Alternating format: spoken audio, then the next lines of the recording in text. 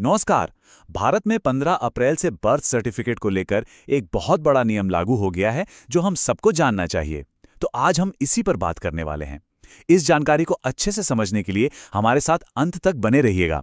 चलिए देखते हैं कि आखिर ये नया बदलाव है क्या और इसका हम पर क्या असर पड़ने वाला है। तो सबसे पहला और सबसे जरूरी सवाल, क्या आपका बर्थ सर्टिफिकेट अभी भी वैलिड है? ये सवाल इसलिए जरूरी है क्योंकि हो सकता है इस नए नियम के बाद आपका पुराना सर्टिफिकेट कई जरूरी जगहों पर शायद काम ही ना आए। अब सवाल ये उठता है कि आखिर सरकार को बर्थ सर्टिफिकेट के नियमों में इतना बड़ा बदलाव करने की जरूरत पड़ी ही क्यों? चलिए इसके पीछे की वजहों को थोड़ा समझते हैं। देखिए, इस बदलाव के पीछे ना कई बड़ी वजहें हैं। सरकार अब बर्थ सर्टिफिकेट को सिर्फ जन्म का एक सबूत नहीं मान रही, बल्कि इसे एक आप कह सकते हैं एक फाउंडेशनल डॉक्यूमेंट बना रही है। मतलब अब ये एनआरसी, सीएए और जनगणना जैसी प्रक्रियाओं के लिए भी जरूरी होगा, और इसीलिए अब इसका डिजिटल वेरिफिकेशन भी पहले से कहीं ज्यादा सख्त किया जा रहा है ताकि कोई भी इसका गलत इस्तेमाल ना कर सके। तो बात एकदम साफ है, अगर आपका बर्थ सर्टिफिकेट नए नियमों के हिसाब से अपडेटेड नहीं है तो इसके नतीजे काफी गंभीर हो सकते हैं। इससे न सिर्फ आपकी पहचान पर सवाल उठ सकता है, बल्कि कई सरकारी योजनाओं का फायदा लेने में भी आपको दिक्कतें आ सकती हैं। और देखिए, ये कोई छोटी मोटी बात नहीं है। इसका एक बहुत बड़ा उदाहरण हमें पश्चिम बंगाल में देखने को मिला था, जहां सिर्फ उम्र का पक्का सबूत न होने की वजह से 91 लाख लोगों के नाम वोटर लिस्ट से हटा दिए गए थे। आप अंदाजा लगा सकते हैं कि एक सही डॉक्यूमेंट कितना ज्यादा जरूरी है।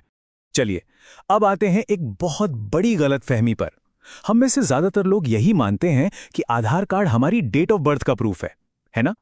लेकिन नए नियमों के हिसाब से अब ऐसा बिल्कुल नहीं है। नए नियम एकदम साफ साफ बताते हैं कि आधार कार्ड आपकी पहचान यानी आपकी आइडेंटिटी का प्रूफ तो है, लेकिन आप इसे अब जन्म तिथि के प्रमाण के तौर पर इस्तेमाल नहीं कर सकते। इन दोनों चीजों में फर्क करना अब बहुत जरूरी हो गया है। और ये बात मैं नहीं कह रहा, ये सरकार के गाइडलाइंस में साफ साफ लिखा है। असल में आधार को कभी भी उम्र का प्रमाण मानकर बनाया ही नहीं गया था, तो जाहिर है वो किसी और डॉक्यूमेंट की उम्र को कैसे वेरीफाई कर सकता है। तो इसका सीधा मतलब क्या हुआ? इसका मतलब ये है कि अगर आपका बर्थ सर्टिफिकेट सिर्फ आधार कार्ड दिखाकर बनवाया गया था, तो अब वो अमान्य यानी इनवैलिड हो सकता है। आपको उसे फौरन नए नियमों के तहत अपडेट करवाना होगा। और हां, कई राज्यों में तो ये प्रोसेस शुरू भी हो चुका है। तो अब सवाल आता है कि नया बर्थ सर्टिफिकेट बनवाने का सही तरीका आखिर है क्या?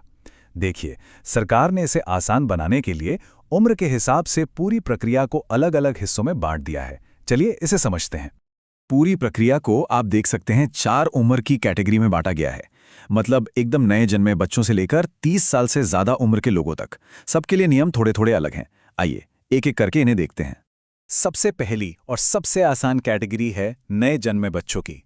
अगर बच्चे का जन्म अस्पताल में हुआ है तो 21 दिनों के अंदर बर्थ सर्टिफिकेट बनवाने की पूरी जिम्मेदारी अस्पताल की ही है। यह प्रोसेस पूरी तरह से मुफ्त है और आपको एक डिजिटल सर्टिफिकेट मिलता है जिसे आप आसानी से ऑनलाइन डाउनलोड कर सकते हैं। अब मान लीजिए बच्चे की उम्र 21 दिन से 1 साल के बीच है, तो फिर माता पिता को खुद अप्लाई करना होगा।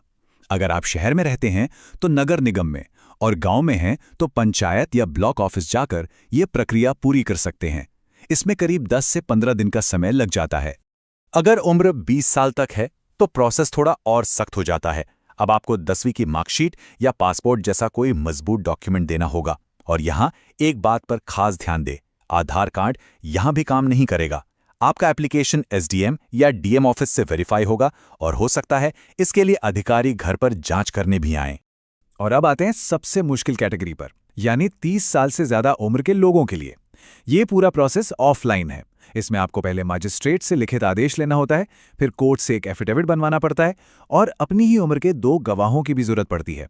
इन सब के बाद एक बहुत सख्त वेरिफिकेशन होता है। तो इस पूरी प्रक्रिया को समझने के बाद सबसे जरूरी बातें कौन सी हैं जो हमें याद रखनी है?